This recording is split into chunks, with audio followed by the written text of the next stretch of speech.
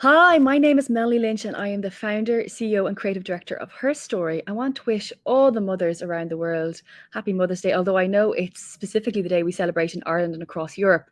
So today we've got a really special guest, Saraz Sapio, who is from a very unique culture. She is from the largest matrilineal culture on the planet, the Minangkabau tribe from West Sumatra in Indonesia. And she's a remarkable young woman. She's only 31 years of age. She's a successful entrepreneur. She's very passionate about the voluntary work she does to empower local disadvantaged school children. And she's got a really unique story to share because her culture is the opposite of the patriarchy. It's a culture where inheritance is passed from mother to daughter. And her tribe, they live according to the adat, the matrilineal maternal law of nature. And so there's I suppose there's so much we can learn from the West, from this culture, and in particular how open-minded they are to outside influences too. She's a very proud Muslim girl, and she's got a beautiful practice with her faith. And so I'm gonna welcome Saraz to the conversation now. Hi, Saraz, great to see you again. Hello from Ubud. Hi. Great to see you. And listen, I loved our conversation. We met on International Women's Day. That Yeah. morning, I had 3 school talks. I was buzzing. And then we met up for lunch. We were talking for 2 hours, and it was such a profound, illuminating conversation. I was just in awe of the depth of your wisdom and your insight and your perspective, because you're quite unique in that you've had many different cultural perspectives. So would you like to start by telling us a little bit about what it was like to grow up in Minang culture as a little girl? It was amazing. It was very challenging because I'm 31 years old right now. I was born in 91, and in early 2000 is my teenager's time, and it was the starting point where I guess on my generation, we in a family, my mom is having like 7 sisters, so pretty Wow. much a big family. And we are being taught very strongly about women empowerment. And Mm. the moment when it's strongly implanted inside you because your culture, at the same time you're expected to study hard, to speak a different language, to Mm. being the best in your class. And it's just a big house where you also expected to be a Muslim, praying 5 times a day, and maybe in some future you wear hijab. Okay, wow. So it's very strong. It's amazing. I'm still learning all the way to enjoy it, because it's really a privilege for me Yeah. And to it's be very able. unique. Yeah, you're Yes. from one of the few matrilineal cultures on the planet. And so that's why we're all so interested in the West and what we can learn. And I'm particularly wowed by how you've integrated Islam as what was originally an outside influence. There's a beautiful story, though, about how Islam came to Indonesia. Yeah. Um, the Sufi mystics, the Sufi saints came, and they didn't try the techniques that Christian missionaries use, the fear mongering and the guilt tripping, and then the ideas of, say, you go to hell if you didn't adopt Christianity. They were much more open-minded and progressive, and they said, look, this is what we believe, but you're welcome to join us or not. And so that's why they believe Islam is so successful in Indonesia, because it wasn't forced upon the people. And I think that's such a beautiful, respectful way to introduce a new faith. But you find a beautiful balance, because you also have this deep reverence for nature and for the earth. And you've got a philosophy about nature and how she's your greatest teacher. Can you tell us a bit more about that? Yeah. Because well, it's basically what my grandma always taught me, and my aunties always remind me about the idea Okay. that in Padang language they say it alam takambang jadi guru. So that means like it's the wisdom to remind you that whatever exists in a nature is your balancer. That means that you need to make a Mm. peace and find a middle ground of yourself, and keep the entire perspective of you to just be balanced with the nature. It's So whatever beautiful. exists in the nature, it's the part to balance yourself. Mm. And that So makes so much sense when you think about, you look out at nature, and there's something so harmonic about it. Like sometimes you could perceive it as being, there's so much happening, so much growth, so much life, and yet there's this beautiful harmony. And I often find that if I feel a little bit out of sorts, or I've lost my balance. I'm naturally drawn to nature, and it just sets me right again.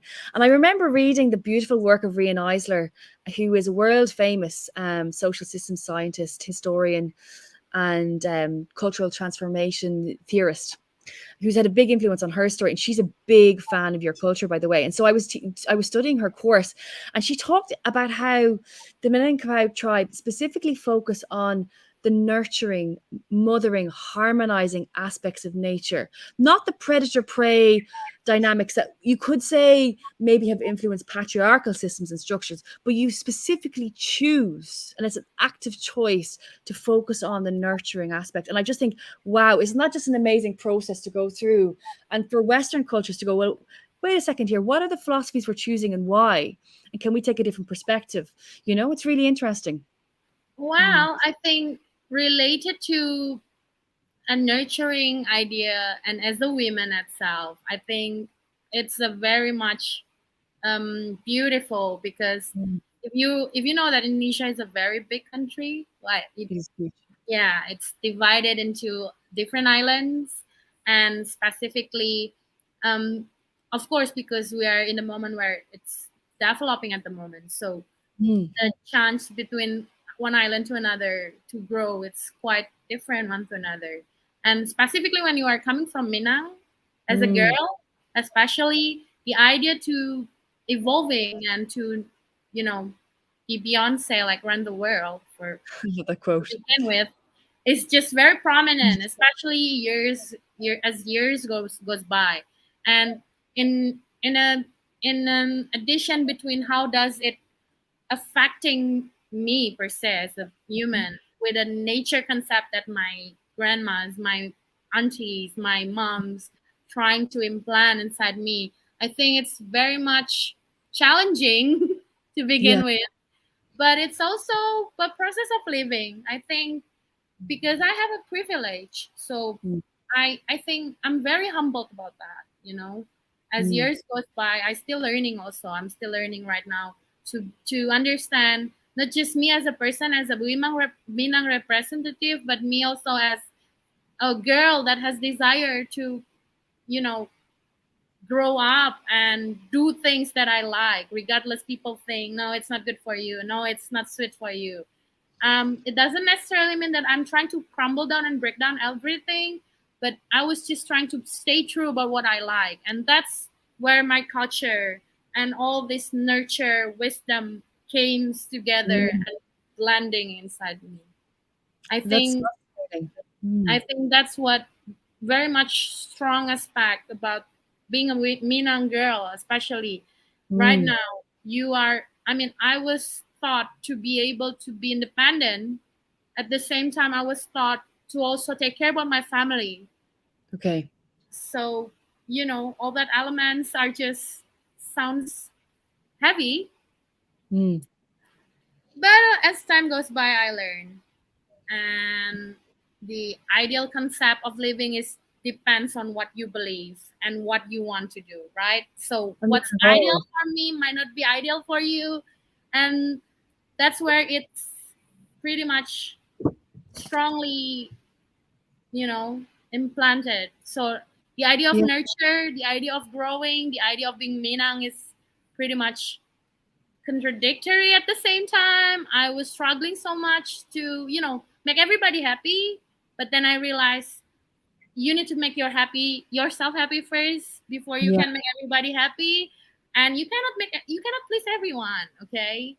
So if people against the idea about being Minang girl at the same time living in Bali, far away from the family, Mm. yeah, I still adjust on that. I still want to be Minang girl.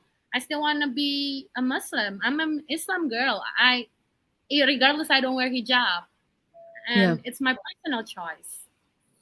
No, no, I completely. Yeah, I understand that. I respect that, and what I love about your own personal process, even from such a young age, you've had these diverse influences of religions and cultures, and yet you have a very strong identity. And at times, you said that was messy, and that can be challenging Yes. too. You found you're in a very strong place now with that. So, would you like to talk about your fathers and the influence that they've had as well? My biological father is Chinese, when mostly of the family are Buddhists. My Okay. stepfather is Italian, a Catholic man that converted as an Islam to marry my mother, and pretty much really took a role as the dad. And Lovely. he's the one that taught me about Catholic Church, and he's the one that reminds me to visit Vihara just to get that ambience of Buddhism. Mm, And come all the way since I was very young, I'm also confused because I see things that's so different, and I see how my mm, mom are strongly trying to implant the idea of being a strong Muslims. At the same time, I was exposed to a different choice like Catholic Church and Buddhism itself. It's very beautiful. So it is. Yeah. I, as on my early 20s, I have that privilege also to, study and having a very strong ambience of European, especially Italy Mm, culture. So I, I, I go to the church. I enjoy singing Ave Maria. I have a set of playlists of Spotify and aw, inside of Italian songs, worshiping, that kind of song. But since I live here, all that ambience that comes before I live in Bali, mm, it just elevating me, but at the same time makes me even wiser, because at the end I think the easiest way for me to express gratitude is by praying in Islam way. yeah. So I was when I started living here, it was 2017, and I was I was only 26. I Wow. was broken heart. I turned down my career at that time. I didn't know what to do, but what I know is just I need to find myself. Mm, I need to scrap everything that possibly liberate that possibly tighten me so hard. I need to okay. liberate myself from not just from the idea of what is right and what is wrong, but what am I? What kind of a person I want to be? What kind of a people I want to live with? So when I start living in Bali, it's very different than Jakarta. Yeah, in Jakarta you can hear azan 5 times a day since Yeah. 5 o'clock in the morning in the subuh time until night isha time. You hear azan all the time everywhere, and it's beautiful. I didn't say it's Mm, bad, but when I start living here, it was challenging because I was in a condition where I'm quite messy, broken heart, and stuff, questioning about things in life. mm, And I end up praying in a city where there is no azan. I can only find azan on my phone when I install that application called Muslim Pro. And I pray harder than any mm. time in my life. Uh, I find out I need to be grateful because I was a privileged kid. yeah. I come out and going out from my house very far from my family, on Mm, my comfort zone, everything, on my own challenge, on my own journey. And at that time, I see opportunities, a lot of opportunities. The last five mm, years in my life, I gained so much, not just material, but just self wisdom and self discovery process was so much beautiful. I met mm, interesting people. The opportunity is always there. I I'm able to have my own career as a fashion designer, making my own things. What I have been dreaming since I was very young, wow. and I volunteering teaching for underprivileged kids. It was the ultimate things that really, you know, strongly makes me felt that I should be grateful about my life. Mm, They are wow. so young and they know that their life is hard. They know that they don't have chance to be successful even from 5 years old. They thought Wow. that they don't have a future. So So hard, huh? it's very difficult live in Bali, in the islands of God, when they say like, oh, it's the best place for seeing a melting pot between international community and everything. It's Yeah. just I want to go to Bali. No, it's a hard life for these kids. Yeah. And I felt I should be grateful about me, and along the process when I teach and I give what I can do, and volunteering for them, trying to teach them about, and giving hope basically. Mm. I find out that, oh my God, I should bow down. I should bow down. The only thing that easier for me to bow down is praying in Islam. It's Mm. with my praying mat, I can pray everywhere. And It's small things sometimes is so beautiful that makes you want to be grateful, express your gratitude. mm. So I'm still that girl that likes party. I'm still that girl that I didn't trade my personalities, I think, and what I want to be, but it doesn't mean that, oh, I will not wear hijab until the end of my life. No, no, no. I didn't want to say that, but right now I'm comfortable with the way I look right now, the Mm. way I'm behaving, and it doesn't make me less Islam. Mm. It doesn't make me less Islam, or it doesn't make me less Minang girl. I love it. That's so beautiful. And you said, yeah, that to be Minang and to be Muslim is a contradiction, but there's a beauty in it, and it really works. And I can see that with you and your identity, and that you found a beautiful way to express both parts of your culture, and present a very progressive way of practicing Islam. And as somebody who, as you know, and I've explained this to you, I have a great passion for Islam too. I've had many Muslim friends since I was in Yeah. university, actually, and when I worked in London and Paris before I started Herstory, and we often spotlight the stories of Muslim women. And so I feel really passionate about it because Islam is so misrepresented in the West. It's greatly misunderstood. And when you actually take the time to study Islam, I love how inclusive the religion is, and how the prophet acknowledged the prophets who came before him, and how they also acknowledged Jesus. And so I believe, as somebody who comes from a Christian faith, Christian background, that we should too also take the time to learn about Islam, if you were taking the time to learn about our faith, and I just love how progressive it is, and how it doesn't seem to suffer from a superiority complex of many other world religions too. So, but I'm also really inspired by the early influence of women in Islam, in particular Khadija. We're both just in awe of her. And you described her as the mother of Islam, which I thought is such a beautiful, beautiful description, and especially on Mother's Day. She is amazing, and I mean, West countries should know that with Khadija, Muhammad Sallallahu Alaihi Wasallam is being monogamous for 25 years. Yeah. I think that's how, things that it has to be embraced.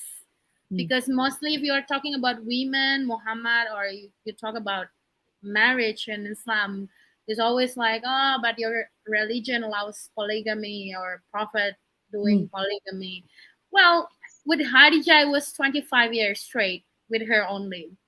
Yeah. So there is, she is a businesswoman, and Very successful she business.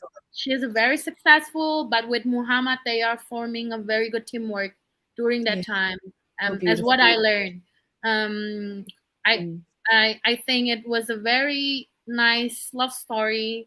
You Mm. know, regardless about the age, Hadija is way older.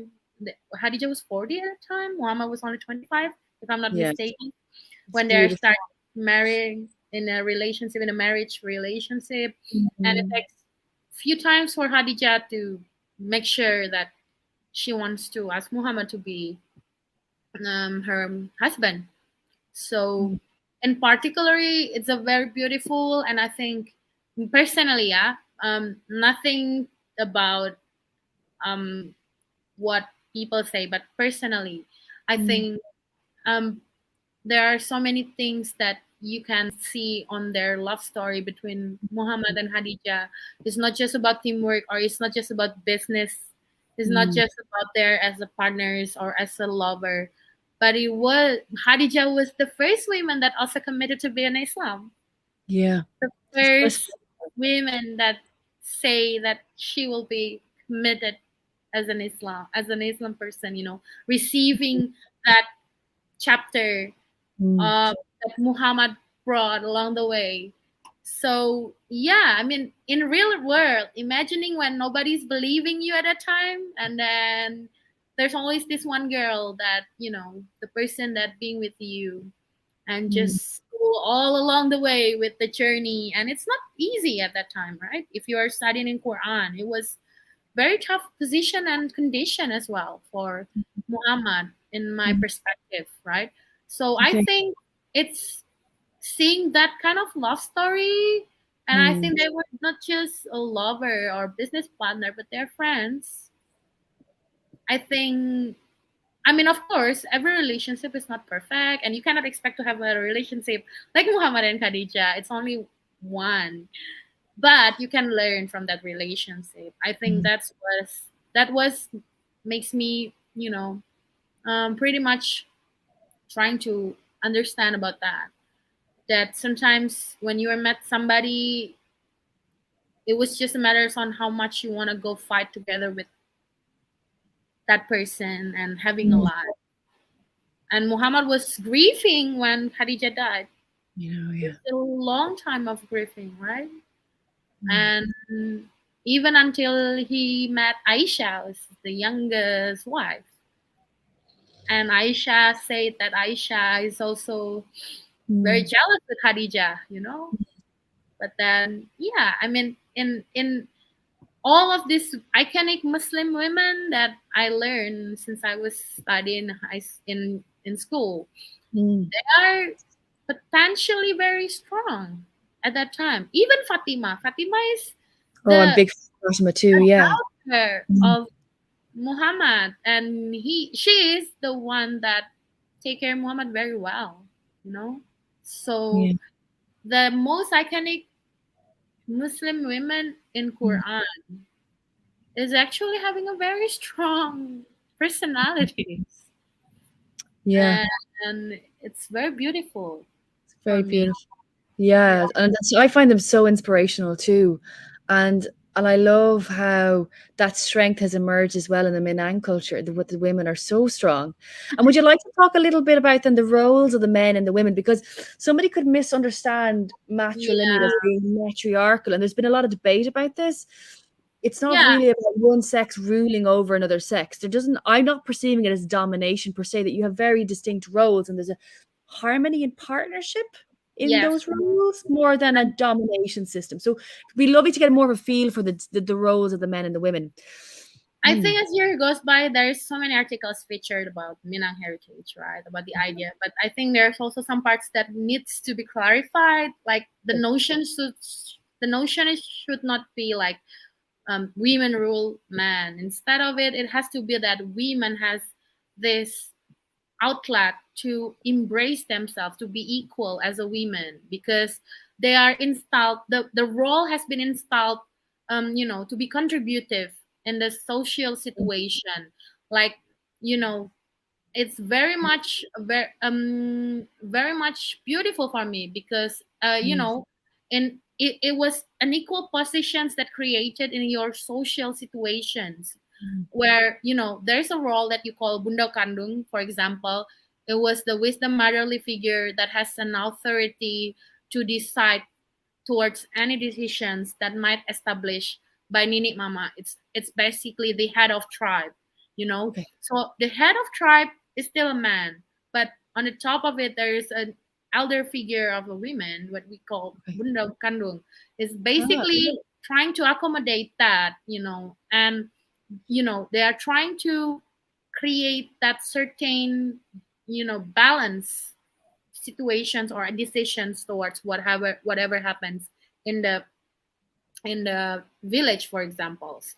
So I see that, of course, if they say it's like, oh, the inheritance are given from mother to daughter, yeah, it's true, but it's only inheritance that related towards your adat, the custom. Like, for okay. example, if you have the house given from the grandma passing to your mother, and you as a daughter, you will receive that house.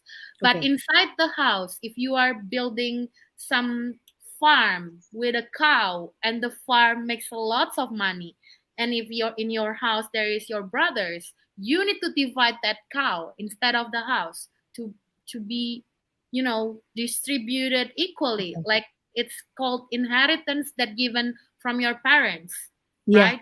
So in Yeah. Islam, inheritance divided, with from for everyone, for the Okay. son, the daughter as well. But in Minang specifically, when you are having inheritance given by your grandma, it will only goes to the daughter, but Okay. it comes as a form of establishment.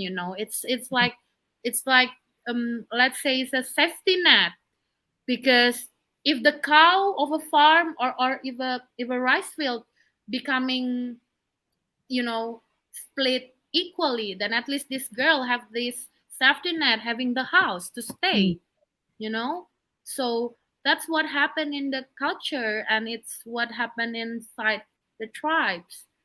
Well, pretty Okay. much, I'm a progressive product, of course. Yeah. I bo- I raised in Jakarta. I grew up there, having my education there. But it doesn't make me less Minang girl, because it was implanted so strong, Mm.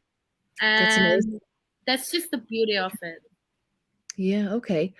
That's really fascinating. And what about weddings? How do they work in your culture? They're different, aren't they? Weddings. Well, in my family, there's 7 daughters, right? Wow.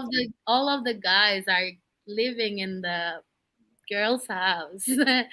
so so pretty much, it's common when you are having wedding, and afterwards the wedding, that the man will stay in the family of the girl.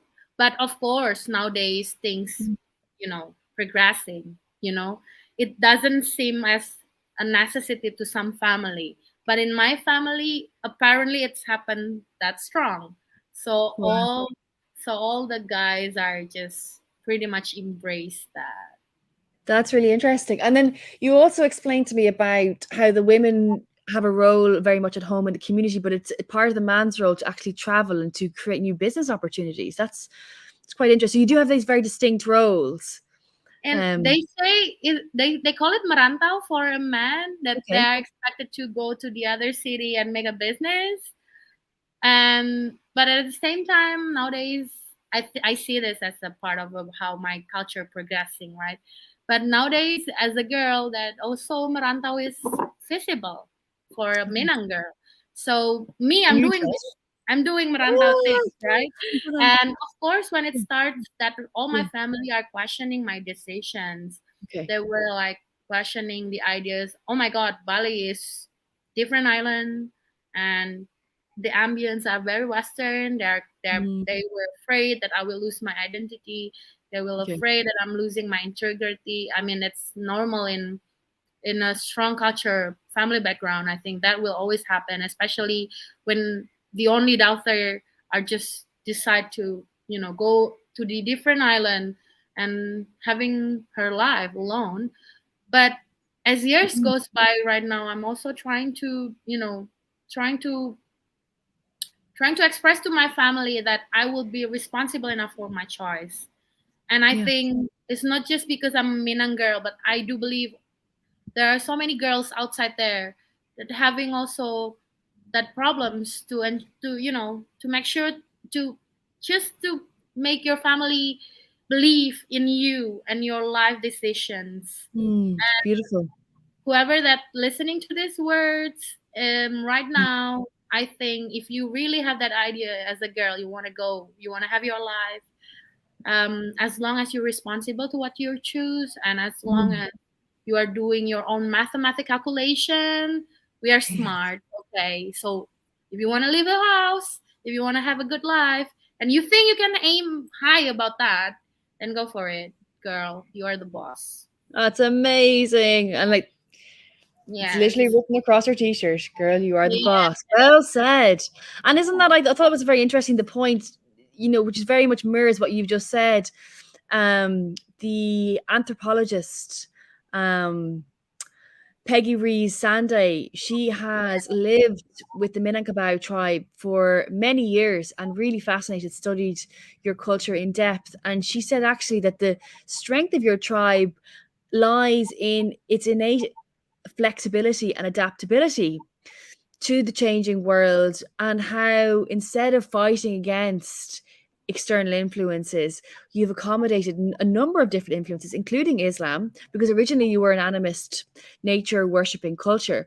And instead of seeing those influences as a threat, you found this beautiful balance and harmony, and you've found expressions of all these influences um, that have almost strengthened your identity. It's made it more diverse but stronger. And I think for me, reading that it was a heartwarming moment, because I'm doing some peace work in Europe. We've got some new projects in Northern Ireland and Cyprus, and we've worked in Israel and Palestine. And often in conflict zones, you'll see a threat to identity, and how, one side can perceive identity as something that's very fixed and rigid, but actually identity is always flowing and evolving, and there's an opportunity to find an even healthier expression of that identity, and not to be afraid of outside influences too. So it sounds like you found a really beautiful balance, and you're a great role model really for other cultures around the world. It's just a beautiful perspective, because we see this a lot happening, and there's a lot of migration, and that's only going to increase in the world that we live in today, because of the environmental crisis. There's going to be a lot of refugees caused by climate disaster, and so this is not a reason or excuse to create conflict when we have people coming to our countries. And absolutely no reason to have racism or discrimination. That actually it's an opportunity to be stronger in our identity. And I'm seeing that now in Ireland as well. We've got a very strong Irish identity, but we're becoming a multicultural society, which I'm getting so excited about. Like when I was in school, I was very unusual. I went to school with 29 different cultures and nationalities in the middle of nowhere in rural Ireland. It was a boarding school. It's like that. I'm also from a very privileged background. And I had the opportunity to be a Catholic minority in a Protestant school, which would have been historically where a lot of the division was in Ireland. But I've got Catholic and Protestant heritage from my mother's line in Northern Ireland. So I have both. And it's almost like in my DNA, in my genes, the polarity and the division, it dissolves. And then what comes through is much more harmonious and healing. And it's a gift. Like you've got these perspectives that, some other Muslim cultures might not have, or patriarchal cultures. We've lost that beautiful animist origins, that nature and the Mother Earth is sacred. And if we could find a way to integrate that back into our Western culture, it would rebalance. We need to rebalance. And I'm in awe of your culture, because we can learn so much, and how you express it as a very contemporary, modern, empowered young woman who's got her own business, who loves to go out and dance and party, and and do your voluntary work and give back to society. It sounds like you've gone through a big process, but you've emerged so strong, really, really strong and Uh, empowered. Thank you. I'm still learning on that. To be honest, Yeah. I mean, I I'm happy that for some people they can see how strong personalities I'm becoming, regardless my religion background or my culture background. Mm. But at the same time, I think, um, you know, it, I was a privileged kid because I'm Yeah. exposed to a different views. But Mm. at the same time, I think I managed to accommodate what I can do and what I want to be in my life. And Mm. the idea about Islam is I'm still learning it. Even right now, I was raised and spending the first 6 years of my golden age studying in a Muslim school, let's say it's like Mm. that. And I mean, it was tough, it was challenging, and of course, until now. But on the silver lining, because there's always the good things, at least in Yeah. some parts of life. I realized that was the trigger on me being critical about my religion, Mm. because spending 6 years in elementary school of Muslims and having that ambience exposed for the Western culture and the Catholic Church, I made it hard way all along the way to study my religion, to read Mm. Quran, to read Quran the way I think my religion's supposed to be, is Okay. about kindness, is about Mm. there is a chapter in the first in Quran they says like, for you your religion and for me my religion. That I do believe in that chapter, it refers to the idea how actually there are no certain ideal standard about religion. If you Mm. believe what you believe, then you do what you do. If people believe in what they believe, and so be it. Do not disturb what they think right for themselves. I Mm. think I managed to go very slow and very long to be able to be the person I am right now as an Islam, as someone that, you know, I don't see praying as my saving accounts to go to hell or heaven. Okay. I see praying as the form for me to express my gratitude, Mm. the easiest way I know, because that's what I learned since I was very young. So if you say I'm pragmatist, then I am, because who wants a hard life when everything is difficult at the moment? You want something easy. At least for me, the easiest way to express gratitude, to believe in unseen things such as values, religion, your own faith is a Mm. very personal journey. So the Islam that I know and the Islam that I believe is a religion of kindness. The Islam that I believe is, of course, there are so many Mm. restrictions to be a woman, but I see that as a form how you are take care women as the most notorious human being. The women is being someone that going to be the center of the house, someone's Mm. that carry your baby, giving life. Only women do that. So I see my Islam as that, the religion that accommodates women. And Mm. precisely because I'm coming from a Minang background, my Islam accommodates that. My Mm. culture kind of like integrated and being, trying to trying to provide a certain position in the culture itself along the way with that Islam value. So that's what I believe.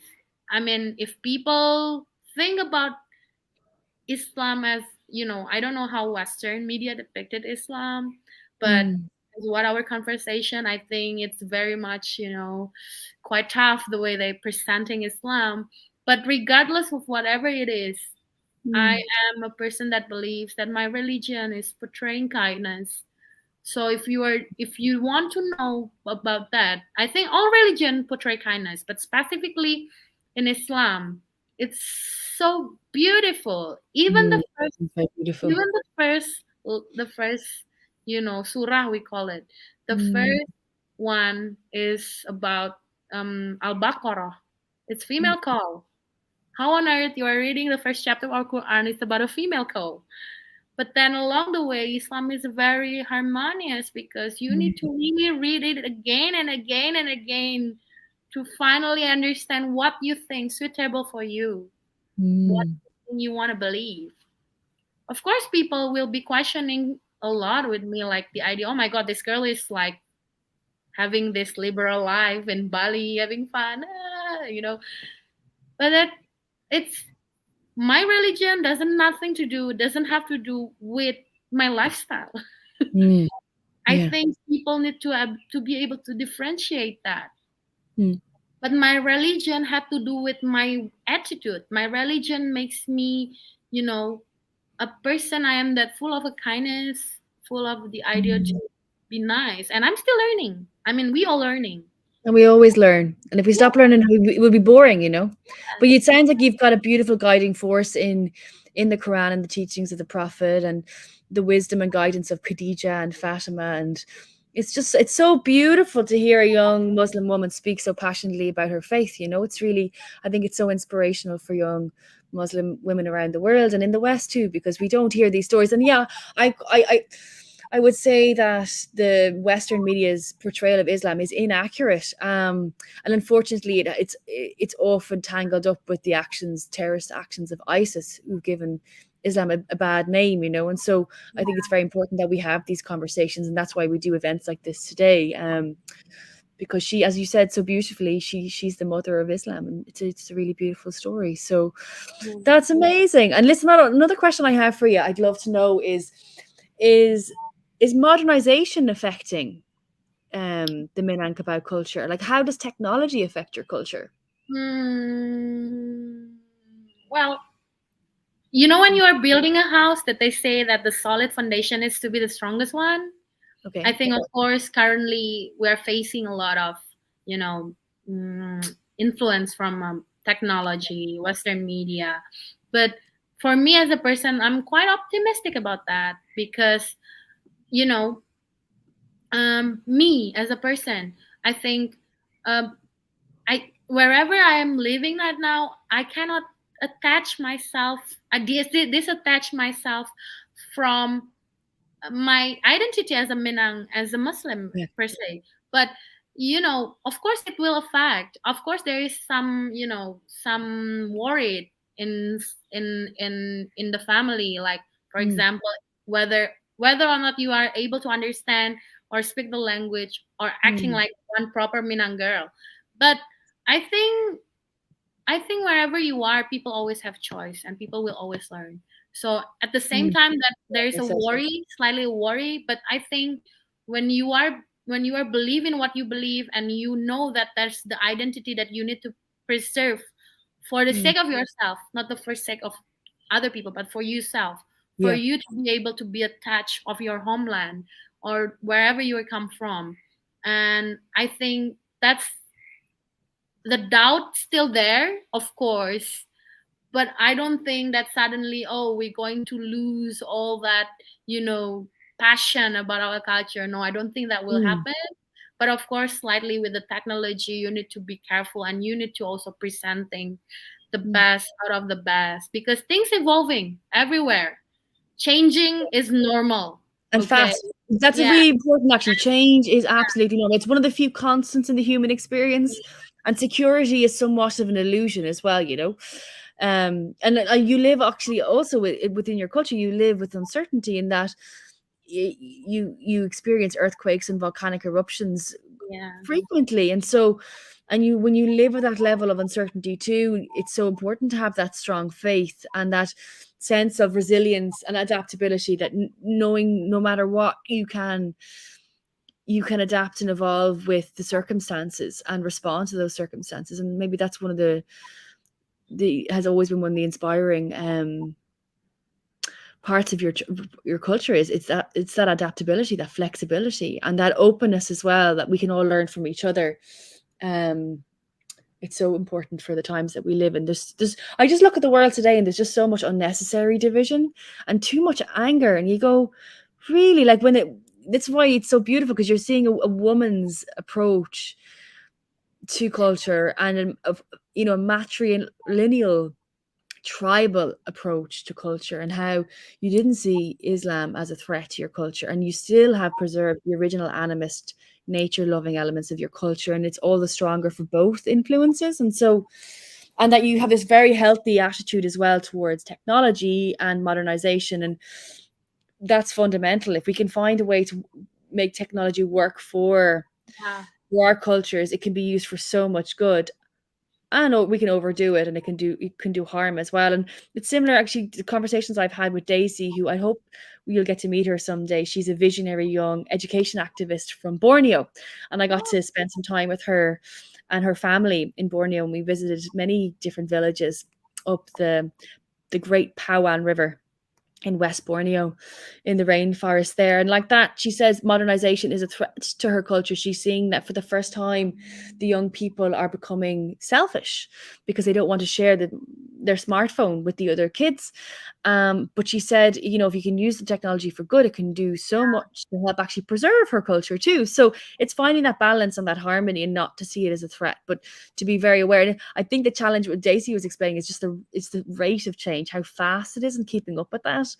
And it can be a bit of a challenge, but she's dancing the line beautifully, just like you are too. So wonderful. And so, what are the dreams like for your culture? Do you have any dreams for your culture and for your own personal future that you'd I like to share? think, well, these days my dream are transformed into a business venture. I think I would like to really open a very tasty Padang restaurant in Bali because Oh wow, I not didn't know that. everybody exists Yeah. as a Padang girl. But but as my I mean I still enjoy that, I enjoy whenever there is a barale gadang, like barale when we call, like when someone's getting wedding. I enjoy to be part of that. I enjoy to still Yeah. dancing because I'm not yet married. I should dancing. I enjoy all that. It's fascinating for me because I Mm, think what makes me think I belong to some place. It's my homeland. mm, It's how I try to preserve my culture. For mm. me personally, I would love to visit and stay more in my homeland in Okay. Padang in the future time very soon. And I would like Mm, to, empower women over there because that's what we are trying to do. We're mm, empowering each other. But to begin with, I think I should start with what I like first. mm, So right now I'm in Bali. I'm doing my life I'm trying to create my venture as a fashion designer for clothing line for kids. And mm, then I'm still finding a way to learn about Islam. I'm still learning too. But I do believe my culture is still there. I'm the Minang girl. I mm. still listen to the song. I speak the language to my family, and it's just amazing life. I think my Wow. dreams are making a good Minang restaurant in Bali. That's for my personal Wow. thought. Looking forward to that day. Yeah. Yeah, I think I'm thinking about that. But in the future, generally, of course, I hope more women come from the tribe and just make change. Mm, And everyone should make change for their life. mm. Well Not said. just as a Minang girl. As a girl, you are the boss of your life. So be happy about it and embrace yourself. And perfection is just something, illuminating sometimes. So Well better said. better be, enjoy what you are like. Beautiful, gorgeous advice, Sarah. It's absolutely fascinating. Listen, thanks so much. Is there anything else that you'd like to share? I think you just ended on a really brilliant note there. Is there anything else you'd like to share? I think, girl, you are just run the world and be your own Beyonce in your life. That's it. Wow. For And listen, whoever I'm this. so honored. It's just been such a special, unique, illuminating is the word, illuminating Mother's Day event. And I want to thank you so much for your time and your Thank you generosity, for having for me. sharing your story. And I'm really looking forward to visiting. We should visit together, actually. That'd be wonderful, huh? Yeah. I'd love to go to West Let's see Sumatra. Yeah, sometime soon, okay? that'll be fantastic. Thank you so much. Enjoy the rest of your Sunday. Bye. Bye bye.